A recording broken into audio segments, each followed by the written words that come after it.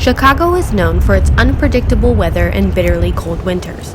But this year, even with average snowfall, the city has seen one of the warmest winters on record. The winter on whole is running well above average when you look at temperatures in December and also in January.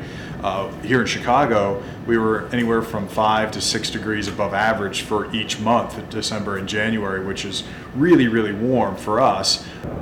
Despite temperatures reaching the single digits recently, it only lasted a few days, with the weather quickly moving back to above freezing temperatures. And current forecasts show this mild weather continuing into late February. Nice because you get all 4 seasons in like a week. But it's definitely weird. Like, you don't know how to dress for every day. Yeah. This is definitely not Midwestern normal weather.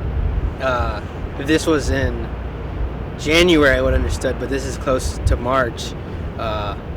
And that unpredictability. The National Oceanic and Atmospheric Administration, or NOAA, says January was the 5th warmest month in U.S. history, with all of the lower 48 states reporting temperatures above average.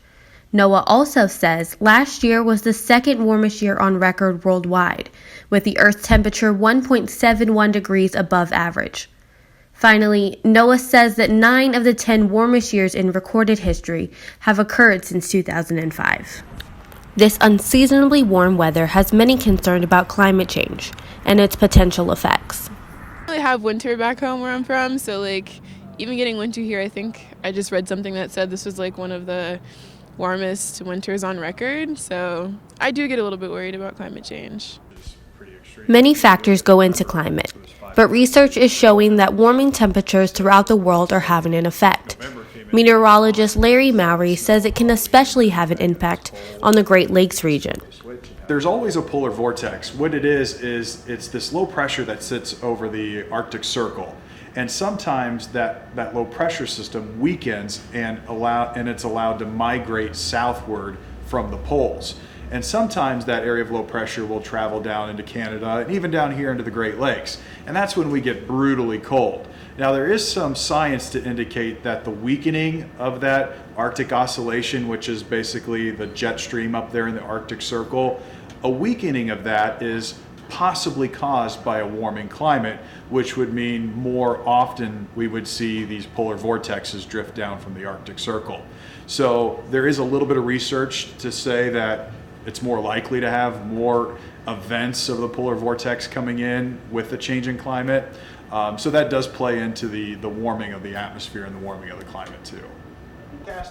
But Mowry says we still may get some cold weather in the next month or so.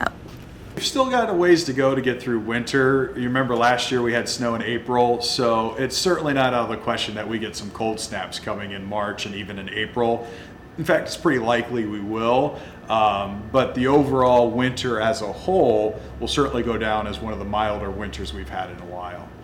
Yeah, I definitely hate the winter. I can't complain about this year though, because it's been pretty decent, but the way I see it, it's it's not over till it's over, and I feel like that there could be something coming still, because I remember last year April was freezing cold. So honestly, until it's June, it's still winter. It's not over yet. With still less than a month left until spring officially starts, it's too soon to tell what the overall winter will hold, but enjoy the mild temperatures while they last. For Good Data Poll, I'm Crystal Helbig.